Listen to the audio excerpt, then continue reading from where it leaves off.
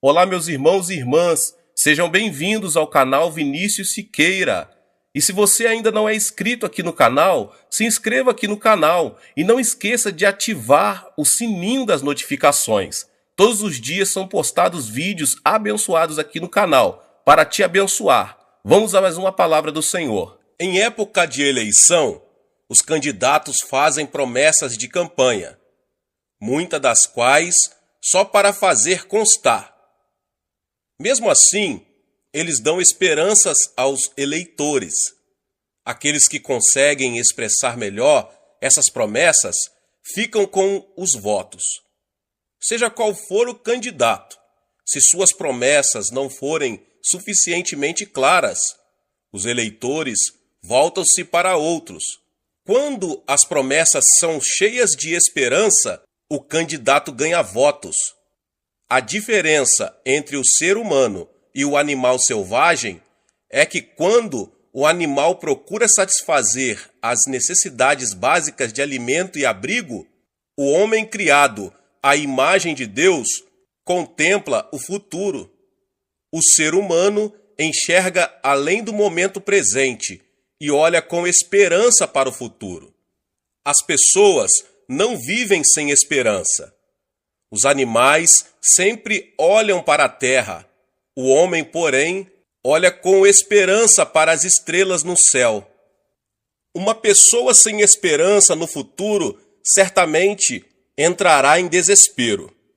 O maior desespero, especialmente para os não cristãos, é a morte. Eles não veem nada além da morte, enquanto no mundo é possível desfrutar de um pouco de esperança, riqueza, poder político e reconhecimento social. Na morte, entretanto, acaba toda a esperança do não cristão. O cristão, por sua vez, possui esperança. Quem serve a Deus não teme a morte, porque Cristo morreu e ressuscitou depois de 3 dias, garantindo a vida eterna no céu a todos que nele crescem. Por isso, o cristão tem esperança, não apenas enquanto vive neste mundo, mas também após a morte. Anunciar o Evangelho é compartilhar essa grande esperança. O Evangelho de Cristo está repleto de esperança. Se não o anunciarmos, os povos não terão esperança em nada mais. As palavras de Jesus Cristo são a esperança. Em Lucas capítulo 4, os versos 18 e 19 está escrito: O Espírito do Senhor está sobre mim, porque ele me ungiu para pregar boas novas aos pobres. Ele me enviou para proclamar liberdade aos presos e recuperação da vista aos cegos, para libertar os oprimidos e proclamar o ano da graça do Senhor. Devemos anunciar a poderosa mensagem de esperança para colhermos os muitos frutos do Evangelho. Pregar a lei e os mandamentos e deixar de anunciar a esperança do Evangelho equivale a não causar impacto algum na vida de alguém. Durante uma série de mensagens sobre o livro de Apocalipse, muitos cristãos vinham para ouvir o sermão, porque a mensagem anunciada estava cheia de esperança. É o futuro que conquista o coração das pessoas. Elas estão interessadas nos acontecimentos futuros, mas querem ter esperança para ultrapassar os acontecimentos. Muitos podem ficar assustados quando pensam no fim. Como será terrível o juízo final? No entanto, a esperança que têm os faz respirar de alívio. Acredito que serei poupado da tribulação futura, porque creio que Jesus Cristo é meu Salvador. Embora não cheguem a passar pelos eventos do juízo final, sua fé é fortalecida porque recebem a revelação dos acontecimentos futuros. O texto onde não há revelação divina, visão profética, o povo se desvia. Provérbios 29, 18. Significa que quem não tem esperança no futuro será arruinado. Queridos cristãos, por que o comunismo caiu? Por que no comunismo o governo assume o controle de todo o planejamento e manda em tudo, pondo fim à liberdade e à esperança das pessoas? A esperança só existe quando a liberdade é garantida ao indivíduo. Escravos não têm esperança. Como alguém pode ter esperança se a liberdade não é garantida? No comunismo, as pessoas trabalham sob o comando do Partido Comunista.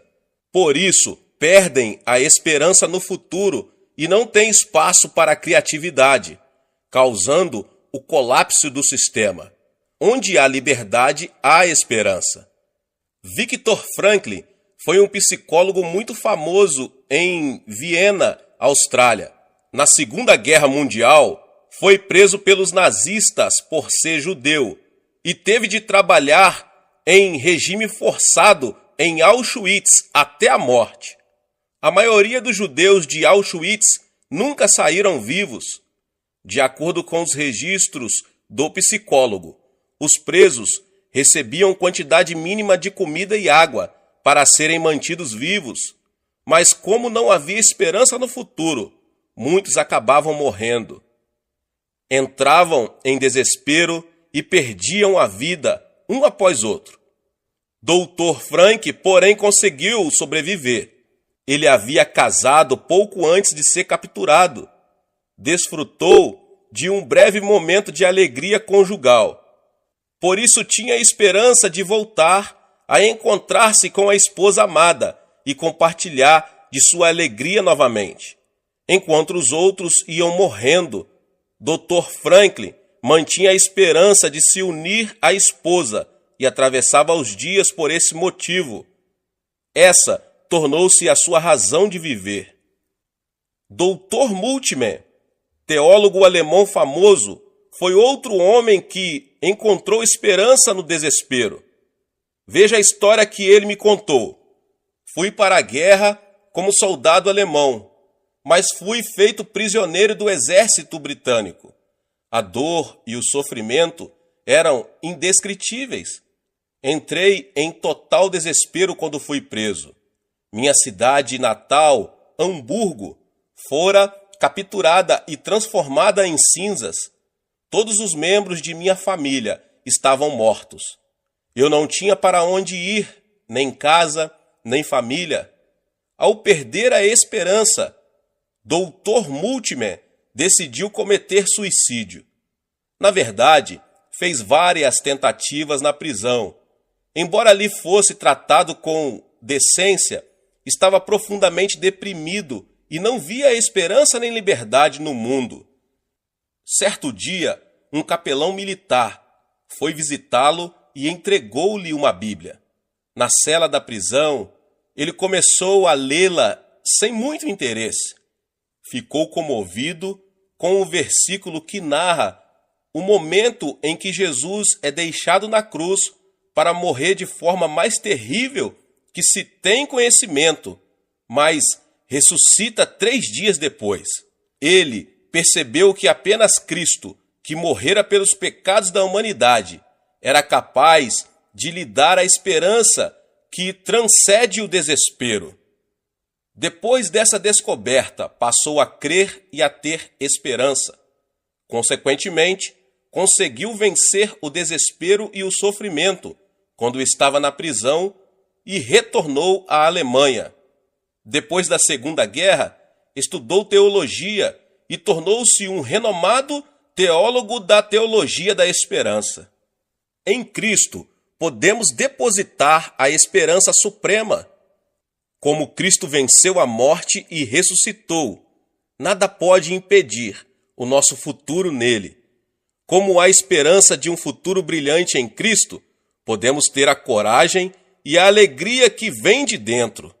Irmãos e irmãs, quando as circunstâncias ficarem realmente difíceis e desgastantes, lembre-se deste fato.